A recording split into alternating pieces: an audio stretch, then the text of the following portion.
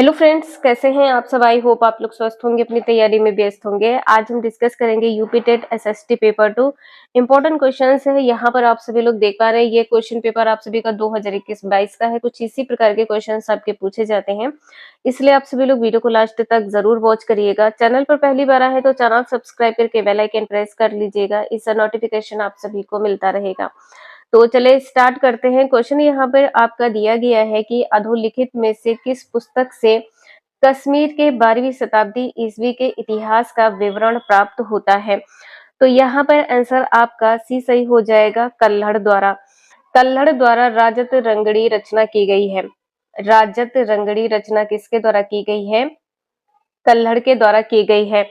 और इसमें कब से कब तक की घटनाओं का विवरण देखने को मिलता है? तो आदिकाल से लेकर आदिकाल से 1151 ईस्वी तक की समस्त घटनाओं का विवरण देखने को मिलता है। तो यहाँ पर सी आंसर आपका सही है। यहाँ पर आप सभी लोग देख सकते हैं कि कश्मीरी कवि जो है कल्हड़ है, और इनके द्वारा राजत रंगड़ी में कश्मीर के 12वीं शताब्दी ईस्वी के इतिहास का विवरण प्राप्त होता है। और जो यह संस्कृत साहित्य में लिखी गई है, ऐतिहासिक घटनाओं के क्रमबद्ध इतिहास लिखने का प्रयास किया गया है संस्कृत साहित्य में।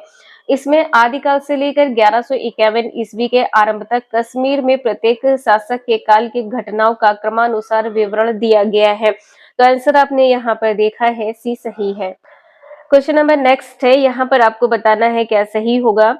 दिल्ली के किस सुल्तान ने सिकंदर द्वितीय यानी कि सानी की उपाधि धारण की है? तो यहाँ पर आंसर आपका डी सही हो जाएगा, अलाउद्दीन खिलजी है। अलाउद्दीन खिलजी ने सिकंदर द्वितीय की उपाधि धारण की है। नेक्स्ट है, यहाँ पर आपको सुमेलित करना है और बताना है यहाँ पर क्या सही होगा।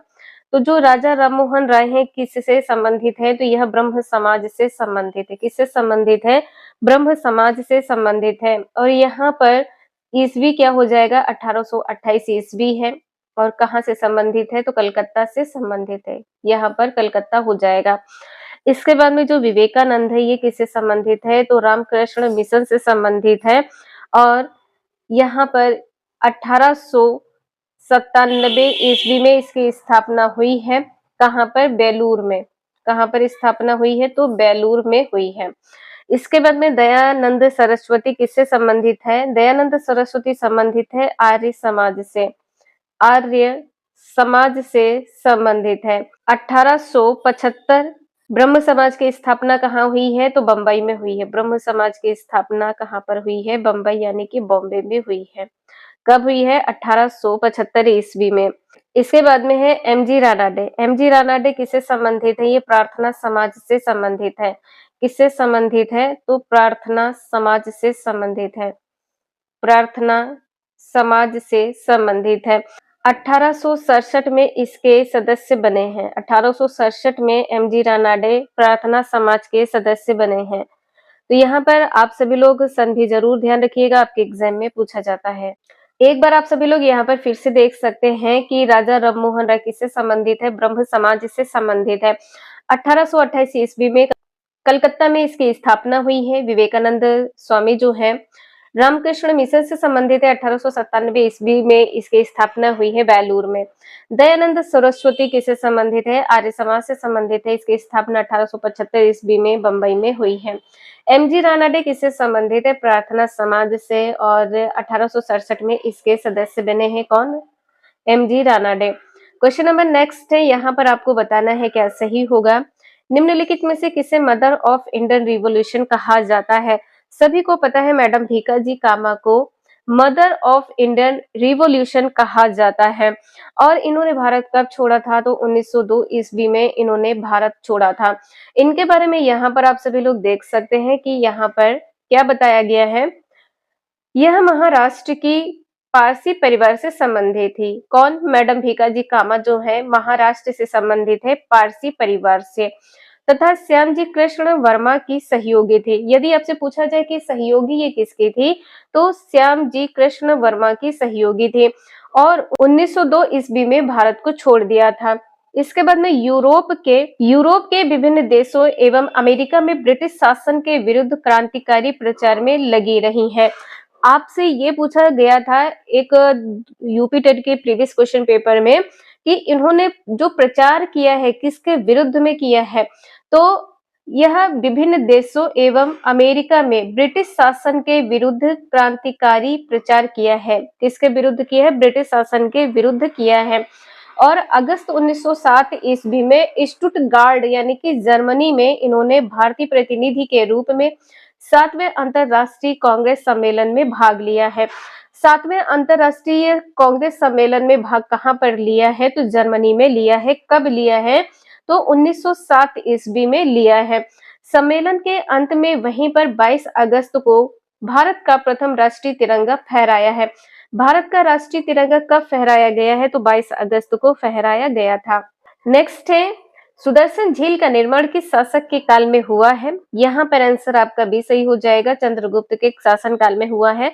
और ये क्वेश्चन अगर आप लोगों को याद होगा तो ये क्वेश्चन आप सभी के यूपी पेट एग्जाम में पूछा गया है। कौन से एग्जाम में? यूपी पेट में पूछा गया है। ये टेट का एग्जाम पेट में पूछा गया है। यहाँ पर देख पा रहे हैं कि चंद्रगुप्त मौर्य ने सौराष्ट्र प्रांत के गिरनार घाटी में सुदर्शन झील का निर्माण करवाया था। कहाँ पर करवाया था? गिरनार घाटी में करवाया था। इस समय यहाँ का शासक कौन था? तो पुष्यगुप्त वैश्य था। पुष्यगुप्त वैश्य था, शासक था। यह जानकारी किसमें मिलती है? जो यहाँ पर जो सुदर्शन झील है इसका निर्माण जो करवाया गया है इसकी जानकारी कहाँ पर मिलती है? तो रुद्रदामन के जूनागढ़ अभिलेख से मिलती है। रुद्रदामन के जूनागढ़ अभिलेख से मिलती है।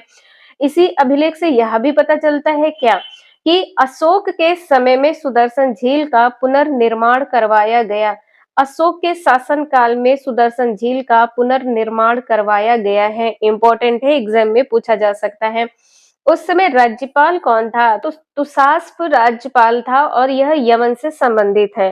नेक्स्ट है, पुष्यभूत राजवंश की वंशावली अधोलिखित किस राजा के नाम से प्रारंभ होती है? तो यहाँ पर आपका आंसर सी सही हो जाएगा, नरवर्धन।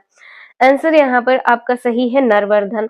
अब यहाँ पर नरवर्धन के बारे में आप लोग देख सकते हैं। यहाँ पर आप लोग सीक्वेंस देख सकते हैं। नरवर्धन की मृत्यु के बाद में राज्यवर्धन प्रथम और इनके बाद में आदित्यवर्धन और इनके बाद में प्रभाकर वर्धन। इसके बाद में यहाँ पर देख पा रहे हैं कि राज्यवर्धन द्वितीय है। इनके बाद में हर्षवर्धन और हर्षवर्धन के बाद में राज्यश्री। तो यहाँ पर कहने का ये मतलब है कि वर्धन वंश की जो शक्ति व प्रतिष्ठा है इसका संस्थापक कौन है? तो प्रभाकर वर्धन है। प्रभाकर वर्धन है। और प्रभाकर वर्धन की मृत्यु के बाद में राज्यवर्धन थानेश्वर गद्दी पर बैठा है। किसकी मृत्यु के बाद में राज्यवर्धन जो है ये गद्दी पर बैठा है? तो प्रभाकर वर्धन की मृत्यु के बाद में। और जो हर्षवर्धन है ये पुष्यभूति वंश का सबसे प्रतापी राजा था। हर्षवर्धन जो है ये पुष्यभूति वंश का सबसे प्रतापी राजा है। क्वेश्चन नंबर नेक्स्ट है, यहाँ पर आपको बताना है क्या सही होगा। अधोलिखित में से कौन सी ताम्रपाषाणिक ग्रामीण संस्कृति प्राचीनतम है? जो प्राचीनतम है ये क्या है? तो आंसर आपका यहाँ पर सी सही हो जाएगा, अहर संस्कृति है। तो यहाँ पर आप लोग देख लीजिए, पहले जो कायथा संस्कृति है यह किस सन से संबंधित है?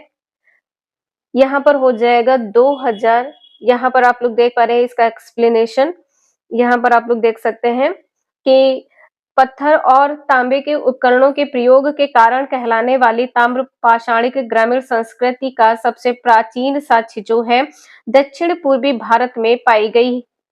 कहाँ पर पाई गई है? दक्षिण पूर्वी भारत में पाई गई है। क्या है? अहर संस्कृति से 2500 से 1500 ईसा पूर्व के समय में दक्षिण पूर्वी राजस्थान के क्षेत्र में फैली थी। अन्य ताम्र पाषाणिक संस्कृति का काल कुछ इस प्रकार से दिया गया है। तो यहाँ पर देख सकते हैं गायथा संस्कृति जो है ये 2000 से 1400 ईसा पूर्व है और मालवा संस्कृति 1900 से 1400 ईसा पूर्व है।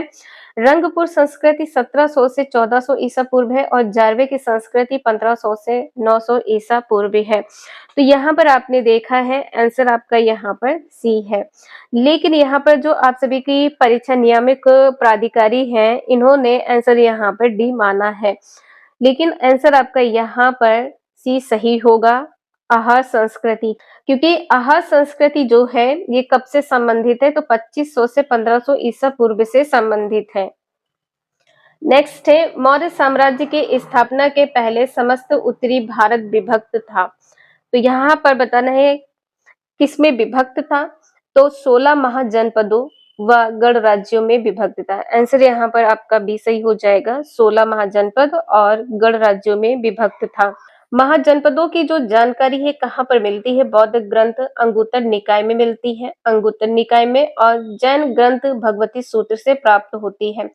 आपसे बौद्ध ग्रंथ में पूछा जाए तो अंगुत्तर निकाय हो जाएगा, और जैन ग्रंथ में पूछा जाए तो भगवती सूत्र हो जाएगा। इसमें मगध है, वत्स है, कौशल है एवं अवंती जो है अत्यंत शक्तिशाली राज्य है। आंसर यहाँ पर आपने देखा है बी सही है। नेक्स्ट क्वेश्चन है, आराम बाग अधोलिखित किस मुगल बादशाह ने बनवाया था? जो आराम बाग है ये किसने बनवाया था? तो ये बनवाया था बाबर ने। किसने बनवाया था? बाबर ने बनवाया था। कब? 1528 ईस्वी में। यहाँ पर देख सकते हैं कि बाबर जो है बगीचों का बहुत शौकीन था।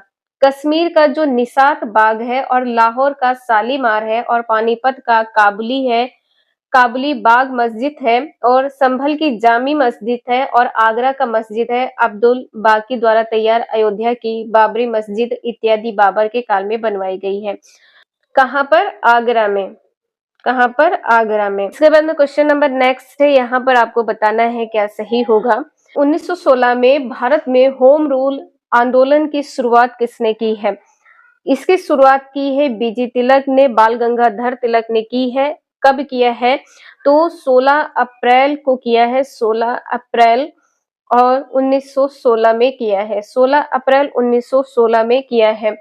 इसके बारे में यहाँ पर आप लोग देख सकते हैं कि 1916 में भारत में होम रूल आंदोलन की शुरुआत बाल गंगाधर तिलक द्वारा की गई है। 16 अप्रैल 1916 में बेलगांव यानी कि पूना में हुए प्रांतीय सम्मेलन में होम रूल लीग के गठन की घोषणा की गई है। किसने की है? बाल गंगाधर तिलक ने की है। और जोसेफ बैप्टिस्टा इसके अध्यक्ष थे। जो पूना में प्रांतीय सम्मेलन हुआ है, कौन सा होम रूल लीग गठन जो हुआ है, इसके अध्यक्ष कौन थे? जोसेफ बैप्टिस्टा थे। इंपॉर्टेंट है और सभी एग्जाम में आपके पूछा जाता है। सितंबर 1916 में एनी बेसेंट ने भी होम रूल लीग की स्थापना की है। तो एनी बेसेंट ने कब किया है? सितंबर 1916 में किया है। जो जॉर्ज अरुंडेल है, इनको इनको संगठन का सचिव नियुक्त किया गया है। इसके बाद में यहाँ पर कहा गया है कि तिलक तथा एनी बेसेंट ने किसी प्रकार के व्यवधान से बचने के लिए अपने अपने कार्यक्षेत्रों का निर्धारण कर लिया था। तिलक ने महाराष्ट्र और कर्नाटक तथा एनी बेसेंट ने मद्रास तथा तमिलनाडु को अपना क्षेत्र चुना था। तो ये जरूर ध्यान रखिएगा, जो बाल गंगाधर तिलक है इन्होंने महाराष्ट्र को और कर्नाटक को अपना क्षेत्र चुना है, जबकि एनी बेसेंट ने मद्रास को और तमिलनाडु को अपना क्षेत्र चुना है। क्वेश्चन नंबर नेक्स्ट है, पूर्ववर्ती नदी कौन सी है? तो पूर्ववर्ती नदी जो है यह सतलुज नदी है। इसके बारे में यहाँ पर आप लोग देख पा रहे हैं, जो पूर्वानुवर्ती नदियां हैं ये कैसी हैं? वे जलधाराएं हैं जो कि स्थल मंडल में उठान होने पर भी अपने मार्ग को ही अपनाती हैं। ये वो नदियां होती हैं। सतलज एकमात्र पूर्ववर्ती नदी है जो हिमालय के 3 श्रेणियों को अपरदित कर प्रवाहित होती है। यह चिनाब की सहायक नदी है। जो सतलज नदी है यह चिनाब की सहायक नदी है। यह मानसरोवर झील के समीप स्थित राक्षसताल झील से निकलती है। सतलज नदी का जो उद्गम है ये कहाँ से हुआ है? इसकी जो उत्पत्ति है ये कहाँ से हुई है? तो राक्षसताल झील से हुई है। कहाँ से हुई है? राक्षसताल झील से इसकी उत्पत्ति हुई है। और राक्षसताल झील कहाँ पर है? मानसरोवर के पास में है। भाखड़ा नागल बांध सतलज नदी पर बनाया गया है। जो भाखड़ा नागल बांध है कहाँ पर बनाया गया है? सतलज नदी पर बनाया गया है। अन्य पूर्ववर्ती नदियां कौन सी हैं? तो सिंधु नदी है, गंगा नदी है, ब्रह्मपुत्र नदी है, तिस्ता नदी है, घाघर काली नदी है और गंडक नदी है। तो इम्पोर्टेंट है, एग्जाम में आपके पूछा जा सकता है, जरूर ध्यान रखिएगा। नेक्स्ट है, पृथ्वी के बाह्य परत को क्या कहते हैं? पृथ्वी के बाह्य परत को क्या कहते हैं? क्रस्ट कहते हैं, पपड़ी कहते हैं। पहली परत क्या है? जो बाहरी परत है इसको क्रस्ट कहा जाता है। तो इसके बारे में यहाँ पर आप लोग देख सकते हैं कि ये कोर है। इसको आप लोग इस प्रकार से देखिएगा, ठीक है। ये क्या है? कोर है। इसके बाद में मेंटल हो जाएगा। इसके बाद में यहाँ पर दुर्बलता मंडल है। ये क्या है? दुर्बलता मंडल है। और सबसे बाहरी परत क्या है? क्रस्ट यानी कि सियाल है। और सियाल किससे बना है? तो सिलिकॉन तथा एल्युमिनियम से बना है। और मेंटल को क्या कहते हैं? सीमा कहते हैं। सीमा सिलिकॉन तथा मैग्नीशियम से बना है। कोर किससे बना? कोर को क्या कहते हैं? नीफे कहते हैं। और नीफे किससे बना है? तो निकल फॉस्फेरस से बना है। यहाँ पर आप लोग देख सकते हैं जो क्रस्ट है पृथ्वी की बाह्य परत है और इसका निर्माण किससे हुआ है? तो सिलिका और एल्युमिनियम से हुआ है। सिलिका को क्या कहते हैं? सिलिका को किससे डिनोट करते हैं? Si से। एल्युमिनियम को Al से डिनोट करते हैं। क्रस्ट के जो नीचे है ये मेंटल का विस्तार है जिसका निर्माण किससे हुआ है? मेंटल का विस्तार किससे हुआ है? सिलिका और मैग्नीशियम से हुआ है। मेंटल के नीचे क्या है? कोर है और इसका निर्माण किससे हुआ है? निकेल और लोहा से हुआ है। लोहा को और क्या कहते हैं? फास्फेरस कहते हैं। क्वेश्चन नंबर नेक्स्ट है, निम्नलिखित में से कौन सी गर्म धारा है? गर्म धारा कौन सी है? तो यहाँ पर पहला आंसर आपका सही हो जाएगा, क्यूरोसियो धारा है और ये गर्म धारा है। कुराइल धारा और कनारी धारा, लेब्राडोर धारा, ये सभी धाराएं कैसी हैं? तो ये सभी ठंडी धाराएं हैं। ये कैसी धारा है? ठंडी धारा है। गर्म धारा में और क्या हो जाएगा? अलास्का की धारा हो जाएगी। गर्म धारा में क्या हो जाएगा? अलास्का की धारा, अलास्का। और यहाँ पर हो जाएगा गल्फ स्ट्रीम, यहाँ पर हो जाएगा गल्फ स्ट्रीम, ये भी क्या हो जाएगी? गर्म धारा, ये हो जाएगी गर्म धारा। क्वेश्चन नंबर नेक्स्ट है, यहाँ पर आप लोग देख पा रहे हैं कि निम्नलिखित में से कौन सा परिवहन का सबसे सस्ता साधन, वो क्या हो जाएगा? जल परिवहन है। आंसर यहाँ पर सी सही है। इसके बारे में भी आप लोग देख सकते हैं कि जो जल परिवहन होता है ये अंतरराष्ट्रीय व्यापार का सबसे सुगम व सबसे सस्ता माध्यम होता है और यह पत्तन अथवा बंदरगाह के द्वारा होता है। जो जल परिवहन है ये पत्तन तथा बंदरगाह के द्वारा होता है जो अपने पृष्ठ प्रदेशों से रेल मार्गों, सड़कों व अंतः स्थलीय जल मार्गों द्वारा जुड़ा हुआ होता है। और कुछ प्रमुख पत्तन है जैसे सिंगापुर है, संघाई है, रॉटरडम है, कोच्चि है, कांडला है, ये सभी क्या है? प्रमुख पत्तन है। ये जल परिवहन से संबंधित है। और कुछ नहर भी है जैसे पनामा नहर है, स्वेज नहर है, केल नहर है, जल परिवहन के माध्यम है। नेक्स्ट क्वेश्चन है, यहाँ पर आप लोग देख सकते हैं गोदावरी नदी निकलती है कहाँ से? गोदावरी नदी कहाँ से निकलती है? तो नासिक से निकलती है। कहाँ से निकलती है? नासिक से निकलती है। इसके बारे में भी आप लोग यहाँ पर देख सकते हैं कि प्रायद्वीपीय भारत की सबसे लंबी नदी कौन सी है? गोदावरी है। भारत की सबसे लंबी नदी कौन सी? गोदावरी है। और इसकी कुल लंबाई कितनी? 1465 किलोमीटर है। पश्चिमी घाट की पहाड़ियों में स्थित चक्र तीर्थ कुंड त्र्यंबकेश्वर यानी नासिक, नासिक इसका उद्गम स्थान है। पश्चिमी घाट की जो पहाड़ियां हैं इसमें स्थित चक्र तीर्थ कुंड कौन सा है? त्र्यंबकेश्वर, इसका उद्गम स्थान है। किसका?